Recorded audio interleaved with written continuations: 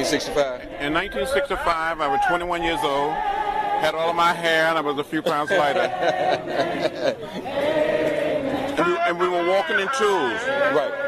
And it was almost complete silence. So from the moment you all stepped off, it was quiet. It was so quiet, no one saying a word. Until we got to the edge of the bridge, crossing the bridge. Such action would not be allowed on the part of any other group of citizens or non-citizens of the state of Alabama, and will not be allowed in this instance. The government must proceed in an orderly manner, and lawful and law-abiding citizens must transact their business with the government in such a manner. There will be no march between Selma, Alabama, and Montgomery, and I have so instructed the Department of Public Safety. Despite the governor's ban, 600 people gathered at Brown Chapel AME Church on Sunday, March 7th, to begin the march to Montgomery. Dr. King was preaching in Atlanta. Hosea Williams and John Lewis led the march. Lewis chose to march even though his organization, the Student Nonviolent Coordinating Committee, opposed SCLC's strategy and decided not to take part. So when we got on to the street that lead across the bridge, right on the corner. Waiting on the other side were Alabama state troopers, under orders from Governor Wallace to stop the marchers. Some of them had on coveralls and jeans, and they was giving us the finger and that type of thing. But for the most part, pretty quiet. Okay. And then we got to the top of the bridge. Down below, we saw this seal blue. Parks posse was on the sideline. Blue uniform. And behind the state trooper was the sheriff posse on horseback. And we continued to walk. No one saying a word. And we came within hearing distance of the state troopers. And this major identified himself and said, "I'm Major John Cloud of the Alabama State Troopers. This is an unlawful march and will not be allowed to continue. I give you 3 minutes to disperse and return to your church." And Jose said, "Major, give us a moment to pray. And before we can pass word back for people to kneel and pray," he said, "Troopers, advance." And you saw these men putting on their gas masks. And they came toward us, beating up with nightsticks, bullwhips, trampling us with horses, and releasing the tear gas. I was hit in the head by a state trooper with a nightstick. And, in the film, it looked like when they hit you first, it was like dominoes. Right. And people just start trampling over each other. The last thing I remember, I was just out on the ground, and I thought I was going to die. I thought I saw death. And I thought it was the Lions protest. And 41 years later, I don't recall how I made it back across the bridge, back through these streets, back to the church.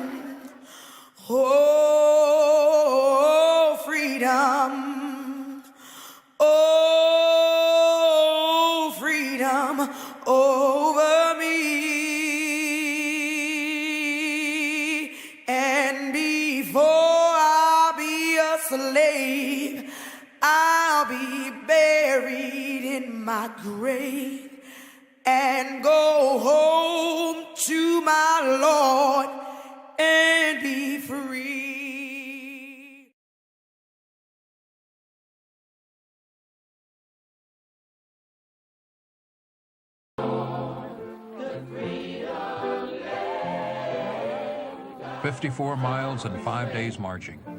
They were now 25,000 strong. As we travel the narrow way. To me, there was never a march like this one before. There haven't been one since. It was a sense of community moving there. And as you walk, You saw people coming, waving, bringing you food or bringing you something to drink. You saw the power of the most powerful country on the face of the earth. In the euphoria of the moment, no one could know the traditional civil rights movement would never again be the same. The fragile coalition that had shaped the movement for so long was coming to an end. It was a great moment to go back to Montgomery because, you see, for us, it was returning to Montgomery after 10 years. And I kept thinking about 10 years earlier, how we were visibly just blacks. And when you looked at that march, you had Catholic priests and nuns, and you had other clergy, and you had a lot of white people. It was really a beautiful thing to pass Dexter Avenue and go toward the Capitol, marching together and listening to Martin's speech. We must come to see that the end we seek is a society at peace with itself, a society that can live with its conscience. And that will be a day not of the white man, not of the black man. That will be the day of man as man. However difficult the moment, however frustrating the hour, it will not be long, because truth crushed earth will rise again. How long? Not long. Because no lie can live forever. How long? Not long. Because the arc of the moral universe is long, but it bends toward justice. How long? Not long. Because mine eyes have seen the glory of the coming of the Lord. He's trampling out the vintage where the grapes of wrath were stored. He's loosed the fateful lightning of his terrible swift sword. His truth is marching on. Glory, hallelujah. Glory, hallelujah. Glory, hallelujah.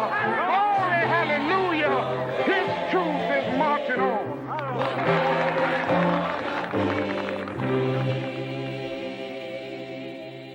The words of the movement. Their cause must be our cause too. Because it's not just Negroes, but really it's all of us who must overcome the crippling legacy of bigotry and injustice. And we shall overcome.